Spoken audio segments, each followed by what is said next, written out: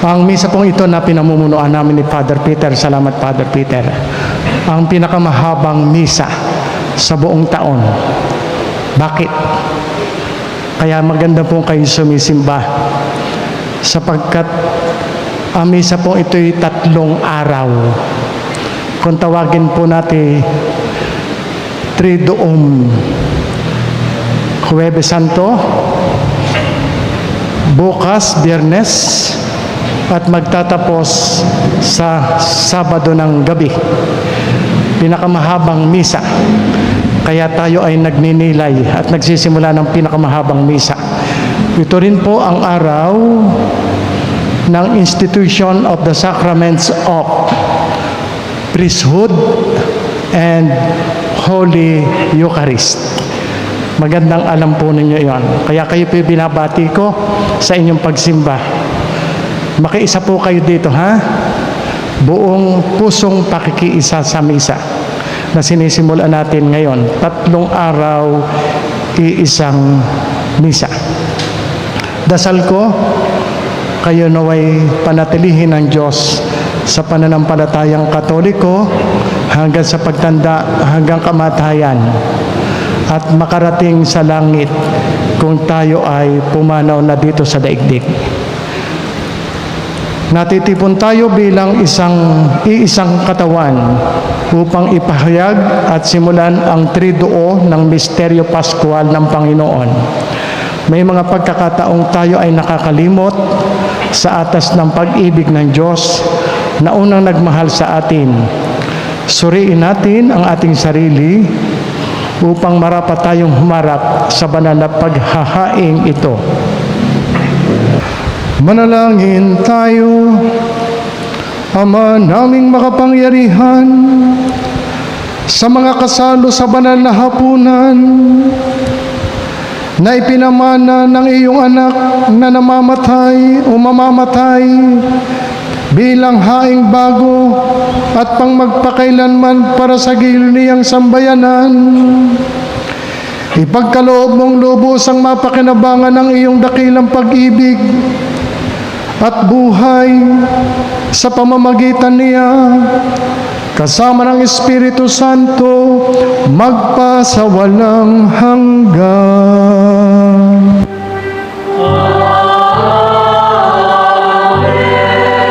Magsiyo po lahat.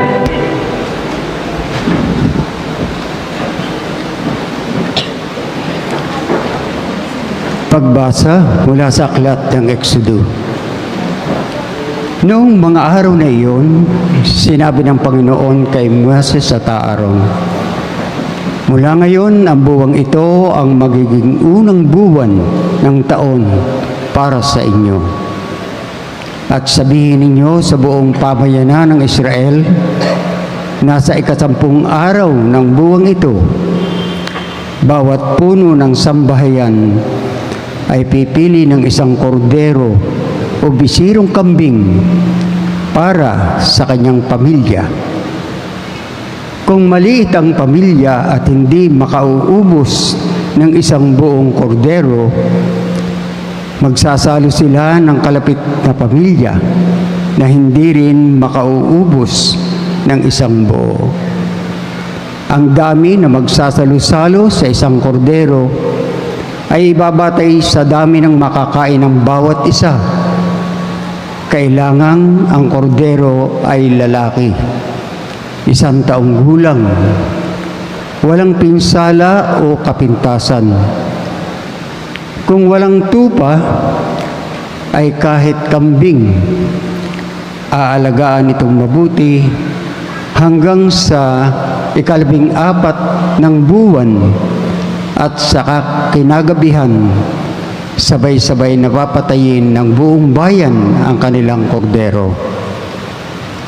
Kukuha sila ng dugo nito at ipapahid sa mga hamba at sombrero ng pintuan ng bahay na kakainan ng kordero. Sa gabi ring iyon, lilitsinin ito at kakaning kasama ng tinapay na walang libadura at ng mapapait na gulay. Ganito naman ang magiging ayos ninyo sa pagkain ito. Nakabigkis, nakasandalyas, at may tanghang tungkod. Dali-dali ang inyong pagkain ito. Ito ang Pasko ng Panginoon. Sa gabing iyon, lilibutin ko ang buong Ehipto at papatayin ang lahat ng panganay na lalaki, maging tao o hayop man. At parurusahan ko ang lahat ng diyos-diyosan sa Ehipto. Ako ang Panginoon. Lalampasan ko ang lahat ng bahay na makikita kong may pahid na dugo, at walang pinsalang mangyayari sa inyo sa pagpaparusa ko sa buong Ehipto. Ang dugo ang siyang magiging palatandaan na Israelita ang nakatira sa bahay na iyon. Ang araw na ito'y ipagdiriwang ninyo magpakailanman bilang pista ng Panginoon.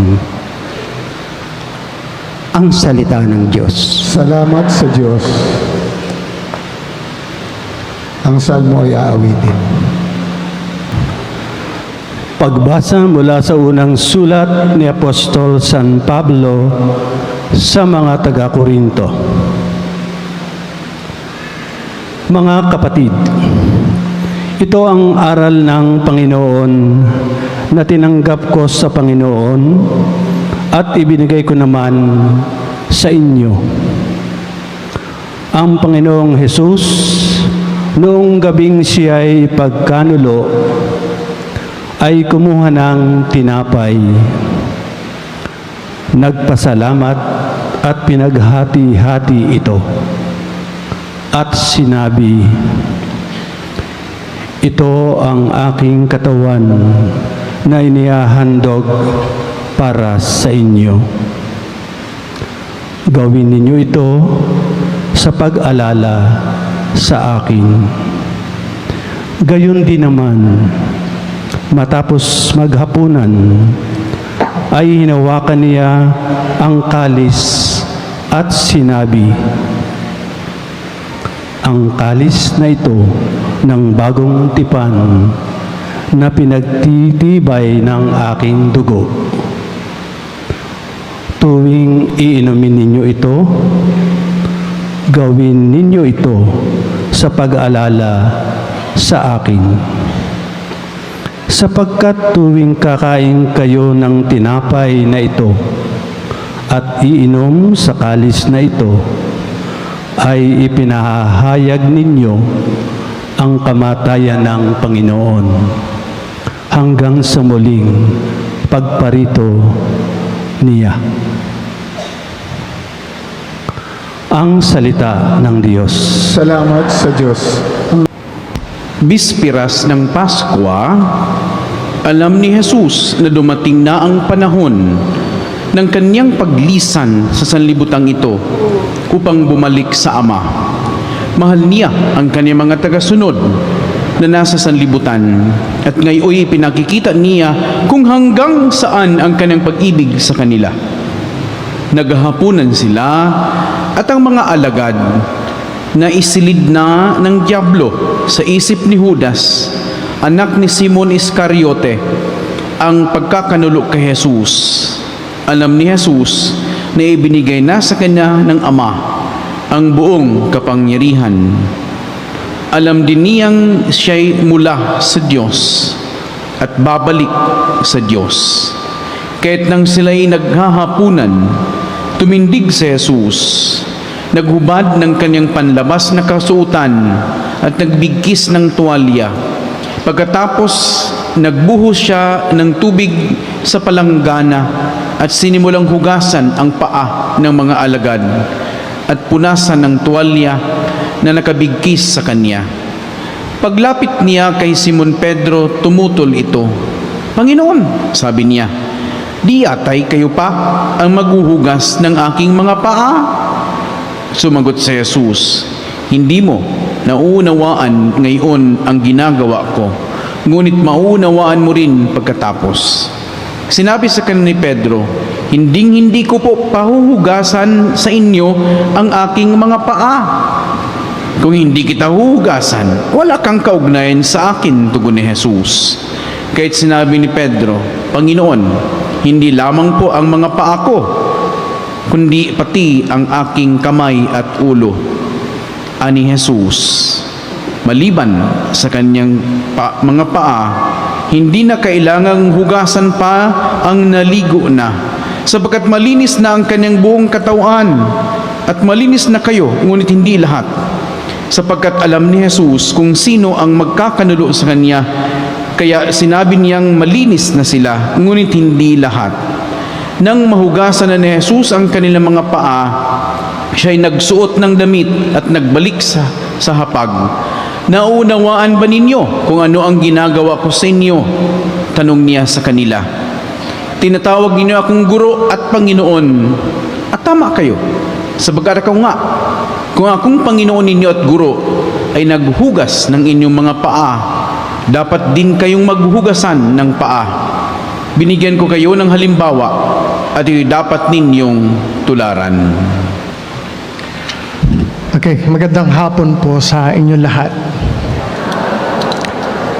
Katulad ng sabi ng pari sa pasimula, ito ang pinakamahabang misa. 3 araw, iisang misa.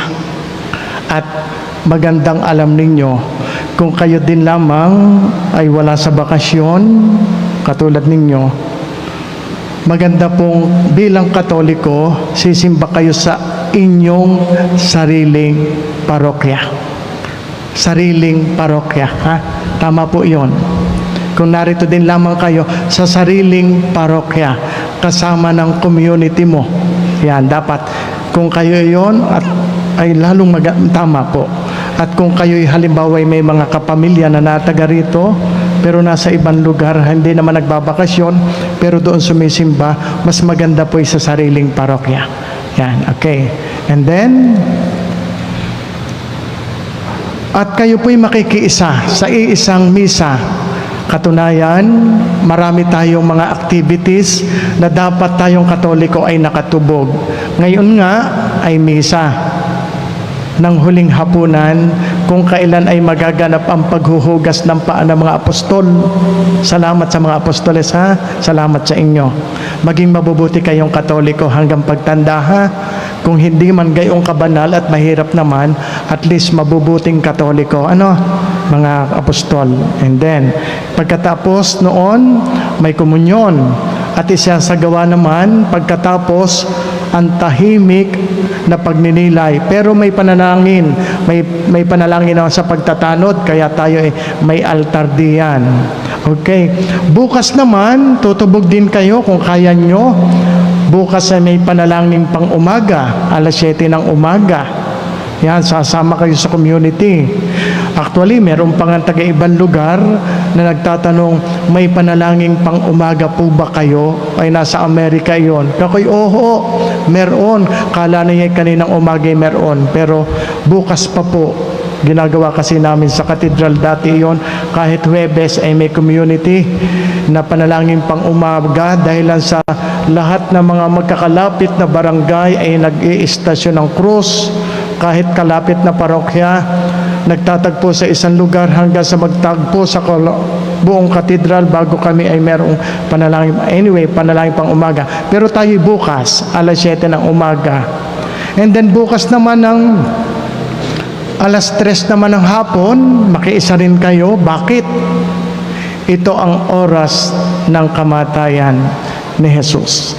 At pasisimula natin ang pagdiriwang Biyernes Santo, bukod doon sa panalangin pang umaga ng alas 3 ng hapon. Sa ibang lugar, merong 7 palabras. Nagsisimula naman ng alas 12. Pero wala tayo noon. Alas 3 po tayo bukas. And then pagkatapos po ng alas 3, ng pagdiriwang ng pagpapakasakit ng Panginoon, ay meron namang prosesyon. Pagkatapos ng pagdiriwang na yun ng alas 3, kung matapos ito ng alas 5 o earlier, may prosesyon. Then pagbalik, magaganap naman dito bukas ng gabi ang pabasa ng pasyon. And then Hanggang yun ay hanggang gabing-gabi na. Pagbasa ng mahal na pasyon, hanggang alas 11. Actually, hanggang alas 11. Pero ang iba hanggang alas 12. Papatak ang araw ng Sabado. Yun ho'y hindi pa Sabado de Gloria. Yun ho'y Sabado Santo. Maghapon. Sa umaga ng Sabado, may panalangin pang umaga. At sa gabi naman, alas 7 po yung umaga. Sa gabi po natin, sa Sabado na ito hindi ipagdiriwang yung, kung tawagin, magdamag ang pagdiriwang ng Pasko ng muling pagkabuhay. Yung gabi ay may gloria. Kaya yung Sabado de Gloria. Okay, yon. And then, isasagawa din natin doon ang pagbabasbas ng apoy sa Sabado ng gabi. Yon, liliwanag. Okay, yun ang mga mangyayari. And then kasama din po doon, pagkatapos ng pagdiriwang sa gabi ngayon, isusunod naman ang salubong o dagit. Sa ibang lugar, lalo na sa ibaan yata, ito'y napakalaking pagdiriwang. Pero sa atin ay may pagdiriwang din, isasagawa din natin ang dagit, ang salubong at dagit. Magdadala po kayo ng kandila sa Sabado ng gabi, sapagkat sasariwain natin ang binyag, ang pagiging binyagan. Kaya sabi ko, dito kayo, kung saan tayo ay bilang mga binyagan. Magdadala rin, pwede rin kayo magdala ng tubig sa Sabado ng gabi, ha?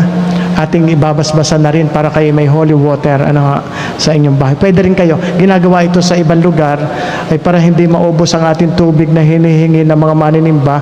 Pwede na rin kayo magdala, babasbasan na rin natin. Okay. At ngayon po, ang Huwebes Santo. Ang huling hapunan, ano ang ibig sabihin nito para sa atin? Ganito po. Kung tawagin ay Monday, Thursday, galing sa salitang mandato.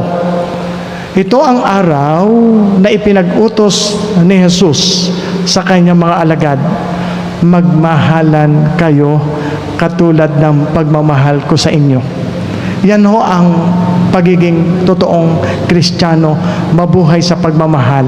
At ang pagmamahal ay binigyan niya ng pamamaraan para maging tunay, pagkamatay sa sarili para sa kanyang minamahal.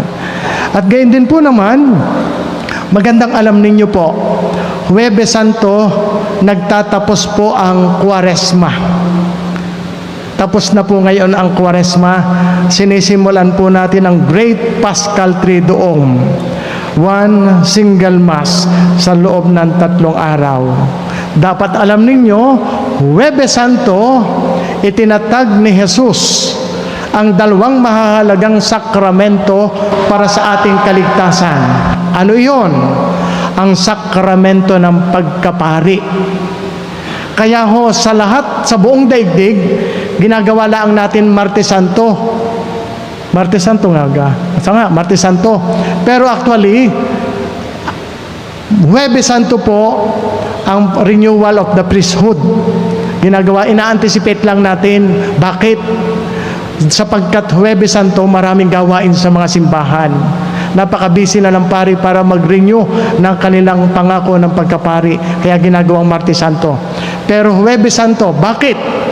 Huwebes Santo, nung itatag ni Jesus ang sakramento ng pagkapari. Ang pari po itinatag para ho sa isang napakahalagang sakramento. Mahalaga ang other sacraments. Pero ang pangunahing tungkulin ng pari para sa kaligtasan ay ang mag-alay ng misa. Kaya 2 sakramento, Sacrament of the Priesthood and Sacrament of the Holy Eucharist. Ang pari ay itinatag para sa Eucharistia at walang po pwedeng magmisa kundi ordained priest lamang. Yan ang sinasabi. Kaya mahalaga yan. Ceremony includes washing of the feet, of course. Bakit? In order to show the importance of the ministry of service. Yan. And then, kaya mahalagang alam ninyo ang mga bagay na ito. Sacrament of the Holy Eucharist. Ang misa ay isinasagawa ng pari. Pero ang gumaganap bagamat pari, Si Kristo ang totoong gumaganap nito. Ang pari ay kumikilos in the name of Christ, in persona Christi. Kaya ang misa, kahit pari ang nakikita ninyo, ito'y misa ni Kristo. Ito'y pag-aalay ni Kristo. At ang pag-aalay ni Kristo ay may bisang kaligtasan para sa atin. Tayo nung binyagan ay naging kabahagi sa pagkapari. Kaya tayo din, kapag kayo ay nag-aalay, kayo pakikiisa sa pag-aalay ni Jesus. At ang iniaalay natin ay ating sarili kay Jesus. At ang pag-aalay na ito ni Jesus ng kanyang sarili, naganap nung siya'y mamatay, ay nagaganap tuwing may misa, ay merong salvific effect para sa ating lahat. Kaya nga pagka ganitong Huwebes Santo, ang lahat ng ginagamit ng simbahan ay alay ng tao. Alay, para bagang inyong pagkapari ay inyong isinasabuhay sa pamamagitan ng pag-aalay.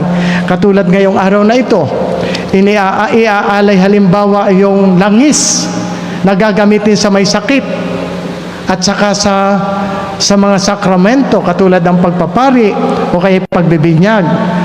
Ang ibang mga lugar, ang mga tao yung una-unahan, ako na po ang mag-aalay ng langis. Pwede rin gayon dito. Katulad ngayon, ang langis natin ibinigay, salamat kay Heriberto at Evangeline Mendoza. Sino iyon? Narito gayon. Narito ha. Salamat po ha. Siya po ang naghandog ng langis. Ngayon din, yung perfume sponsor, meron din tagapagbigay at tagapag-alay. Sa ibang lugar, nagpapalista. Ako po sa taong ito ang magbibigay ng perfume. At huwag yung galing lang sa Muslim. Hindi, biro lang po yung biro. Any perfume can do. Okay? At salamat sa sponsor. Ako ari naman pamilya ari, hindi ako nahihiya din eh. Madali naman aring lapitan. Meron man o wala, hindi ako nahihiya dito. Salamat sa perfume sponsor, si Engineer at saka si Mrs. Tico at saka Juliet Jet Mendoza. Yan, hindi ako nahihiyan lumapit. Sabi ko kay Tita Nelly, hoy, puntahan mo rin. Sabihin mo ay pahingi akong pabango. Huwag na itanong kung saan gagamitin, basta pahingin pabango. Yan, gagamitin sa pagpupuno, sa paghalik ng pari sa pang-apostoles. Ang Paschal Candle, iniaalay din ito. At salamat sa nag-alay si Attorney Jing Oliver at Doktora Pinky Balina and family. Tita Nelly, baka makalimutan ko. Pagka ganitong may mga offer sa ganito, ililista mo ang mga pangalan. Halimbawa, ikakapit mo yung pangalan sa gayon, mayroong kang listahan sa sacristy. 2024, 2025, ganyan mga sponsors. Ano ha? Pwede kayong magpalista sa gayon. Pag-aalay. Sa pamamagitan na noon, nagiging lalo kayong kabahagi ng banal na pagdiriwang. Yan. At hindi na ako papakahaba kasi alam kong kayo pagod at mapakainit.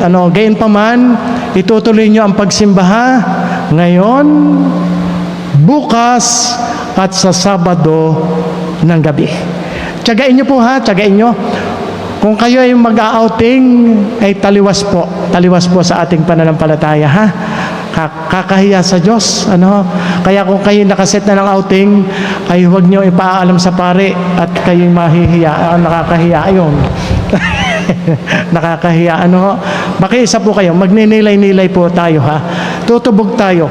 Ito ho ang pinakamataas na sarurok na mga araw sa buong taon sa kalendaryo ng simbahan at sa ating buhay bilang mga Katoliko. Huwag niyo po itong babaliwalain. May pagninilay, pagpupuri, pagpapasalamat at pagsamba sa Diyos. Natin gugugulin ang Paschal Triduum na ito. Pagpalain nawa kayo ng Diyos.